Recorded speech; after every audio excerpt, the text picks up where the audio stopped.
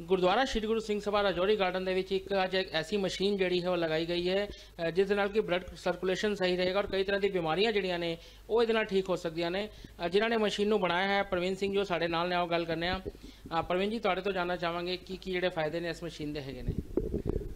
देखो, जो असी अपनी बॉडी के बारे गल करते हैं तो वो दो सिस्टम जोड़े ने वो बड़े इंपॉर्टेंट है ने। पहला तो ब्लड सर्कुलेशन सिस्टम तो दूसरा लिम्फेटिक सिस्टम। सर्कुलेशन सिस्टम बारे तो तुहानूं सब नूं पता ही है, बट लिम्फेटिक सिस्टम बारे शायद सारिਆਂ ਨੂੰ नहीं पता। सर्कुलेशन सिस्टम ठीक होवे तो तुहाडी बॉडी के सैल्स नूं टिश्यूज़ नूं प्रॉपर ऑक्सीजन प्रॉपर न्यूट्रीशन मिलती है। तो जो लिम्फेटिक सिस्टम ठीक होवे तो तुहाडी बॉडी दे विच जिन्ना मैटाबॉलिक वेस्ट इकट्ठा हुंदा है वो सारा ड्रेन आउट हो जाता है। इन्हां दोनों सिस्टम दे विच जे किधरे भी हारमोनी नहीं है तो फिर की हुंदा है कि बॉडी दे विच एक बीमारी का घर पैदा हो जाता है। टिश्यूज़ नूं प्रॉपर ऑक्सीजन नहीं मिलती तो उन्हां दी जिहड़ी बायोमैडिकल वेस्ट है वो बाहर निकल नहीं पाती, जिहदे करके कि बीमारियां दा स्टार्ट होना शुरू हो जाता है। इस मशीन का सब तो वड्डा फायदा यह है कि ये मशीन बिना किसी दवाई तो नॉन इनवेजिवली ब्लड सर्कुलेशन ठीक करके लिम्फेटिक सिस्टम ठीक करके उन्होंने एक प्रॉपर बैलेंस क्रिएट करती है, जिहदे नाल कि जदों एज के हिसाब के नाल साडी बॉडी दे विच माइक्रो कैपिलरीज बंद होनियां शुरू हो जांदियां, ब्लड सर्कुलेशन प्रॉपर नहीं रहिंदा, लिम्फेटिक सिस्टम के लिम्फ नोड्स प्रॉपर नहीं काम करते, तो ये उन्होंने प्रॉपर खोल के एक तरह की सर्विस कर दिंदी है बॉडी नूं, जिस दे करके जिन्नियां भी साडी बीमार होने के चांसिस होंदे ने वो घट जांदे ने। किस तरीके नाल जिहड़ा इहनूं ऑपरेट कीता जांदा है?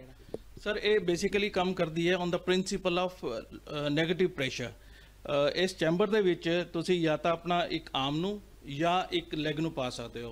ये basically there are two models. एक मॉडल हैगा जिहदे विच तुसी कंप्लीट बॉडी नूं पा सकते हो और दूसरा मॉडल ये हैगा जिहदे विच तुसी किसी भी लिंब नूं पा सकते हो। तो जदों इहदे विच असी हत्थ या पैर पाने आ और उस तो बाद असीं जो मशीन ऑन करते हैं तो ये इंटरमीडिएटली एक नैगेटिव प्रेशर क्रिएट हो जाता है। और नैगेटिव प्रेशर की करता है कि तुहाडी बॉडी दे विचों ब्लड नूं सक करता है, सक करके तो फिर उन्होंने दोबारा ये रिलीज़ कर दिंदा है। This push and pull goes on for few minutes, जिहदे करके तुहाडी बॉडी दे विच जिन्ना भी ब्लॉकेज होई हुंदी है वो खुल जाती है। तो अगर गल की जाए तो कितना टाइम जड़ा है तो लगता है कितनी सिटिंग देनिया पैणगियां और उसके बाद कितना जड़ा है चार्जेस ले जाएंगे?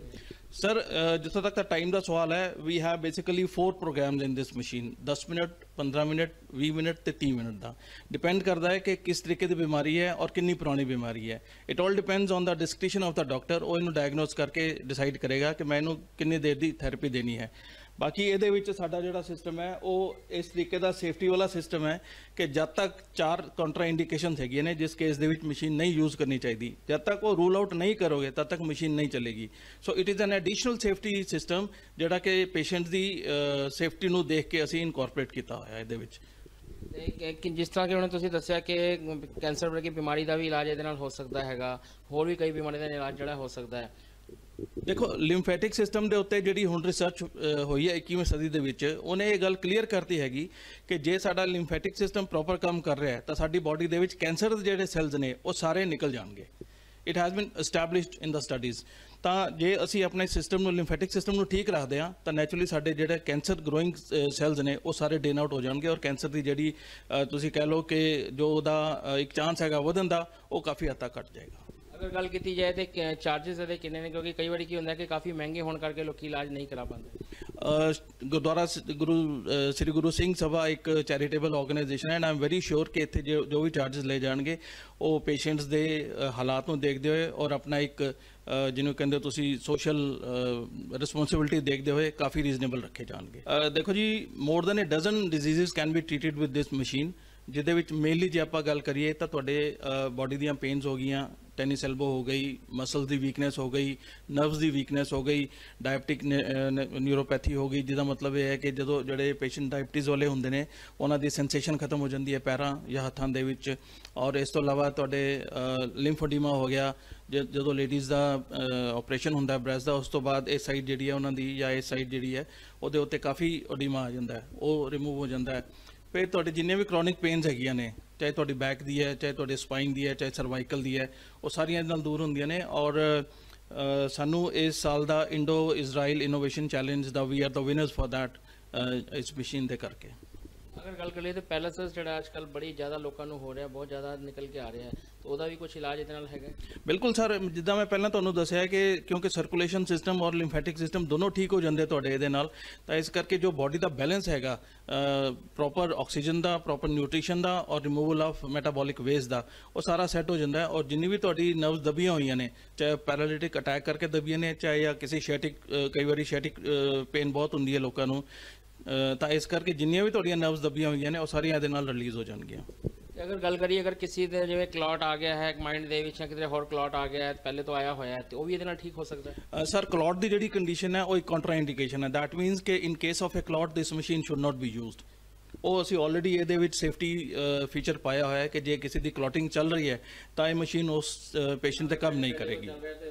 ਇਸ ਤੋਂ ਇਲਾਵਾ ਅਗਰ ਗੱਲ ਕਰੀਏ ਤੇ ਮਸ਼ੀਨਾਂ ਹੋਰ ਕਿੱਥੇ ਕਿੱਥੇ ਲੱਗੀਆਂ ਹੋਈਆਂ ਨੇ? ਅਸੀਂ ਇਹ ਐਕਚੁਅਲੀ ਮਸ਼ੀਨ ਲਾਂਚ ਕੀਤੀ ਹੈ ਜੀ ਹੁਣੇ ਹੀ 2 ਮਹੀਨੇ ਪਹਿਲਾਂ, but we have been able to get some good orders. ਸਾਡੀ ਮਸ਼ੀਨ ਆਗਰਾ, ਅੰਮ੍ਰਿਤਸਰ, ਪਟਿਆਲਾ, ਇਹ ਸਾਰੇ ਥਾਂ ਤੇ ਲੱਗੀ ਹੋਈ ਹੈ, and I am very happy ਕਿ ਦਿੱਲੀ ਦੇ ਵਿੱਚ ਇਹ ਮਸ਼ੀਨ ਪਹਿਲੀ ਵਾਰ ਲੱਗੀ ਹੈ ਔਰ ਐਸੇ ਪਾਵਨ ਸਥਲ ਜਗ੍ਹਾ ਤੇ ਲੱਗੀ ਹੈ।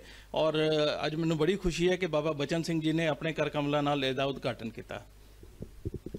ਤਾਂ ਤੁਸੀਂ ਦੇਖਿਆ ਕਿ ਪ੍ਰਵੀਨ ਜੀ ਦਾ ਹੀ ਕਹਿਣਾ ਹੈ ਕਿ ਬਿਨਾਂ ਕਿਸੇ ਦਵਾਈ ਦੇ ਜਿਹੜਾ ਹੈ, ਹੁਣ ਅਗਰ ਤੁਹਾਡੇ ਸਰੀਰ ਦੇ ਵਿੱਚ ਕਿਸੇ ਤਰੀਕੇ ਦੀ ਅਗਰ ਬਿਮਾਰੀ ਹੈ ਤਾਂ ਉਸ ਦੇ ਨਾਲ ਇਹਦਾ ਇਲਾਜ ਜਿਹੜਾ ਇੱਥੇ ਹੋ ਸਕਦਾ ਹੈ। ਔਰ ਸਭ ਤੋਂ ਵੱਡੀ ਗੱਲ ਕਿ ਰਜੌਰੀ ਗਾਰਡਨ ਗੁਰਦੁਆਰਾ ਸ਼੍ਰੀ ਗੁਰੂ ਸਿੰਘ ਸਭਾ ਜਿਹੜਾ ਇੱਕ ਚੈਰੀਟੇਬਲ ਡਿਸਪੈਂਸਰੀ ਪਹਿਲੇ ਤੋਂ ਚਲਾ ਰਿਹਾ ਔਰ ਬਹੁਤ ਹੀ ਘੱਟ ਜਿਹੜੇ ਚਾਰजेस ਨੇ ਇੱਥੇ ਲਏ ਜਾਂਦੇ ਨੇ। ਤਾਂ ਅਗਰ ਤੁਹਾਨੂੰ ਅਗਰ ਬੋਡੀ ਸਿਸਟਮ ਸਹੀ ਹੋਏਗਾ ਤਾਂ ਕਿਸੇ ਤਰੀਕੇ ਦੀ ਜਿਹੜੀ ਬਿਮਾਰੀ ਤੁਹਾਨੂੰ ਨਹੀਂ ਲੱਗ ਪਾਏਗੀ। ਤਾਂ ਅਗਰ ਤੁਹਾਨੂੰ ਕਿਸੇ ਤਰੀਕੇ ਦੀ ਬਿਮਾਰੀ ਹੈਗੀ ਹੈ ਜਾਂ ਕੋਈ ਇਲਾਜ ਕਰਾਉਣਾ ਹੈ ਤਾਂ ਤੁਸੀਂ ਆਪਣਾ ਇੱਥੇ ਆ ਕੇ ਇਲਾਜ ਕਰਾ ਸਕਦੇ ਹੋ। ਕੈਮਰਾ ਪਰਸਨ ਰਚਨਾ ਦੇ ਨਾਲ ਸੁਦੀਪ ਸਿੰਘ, ਜਨਹਿਤ ਨਿਊਜ਼।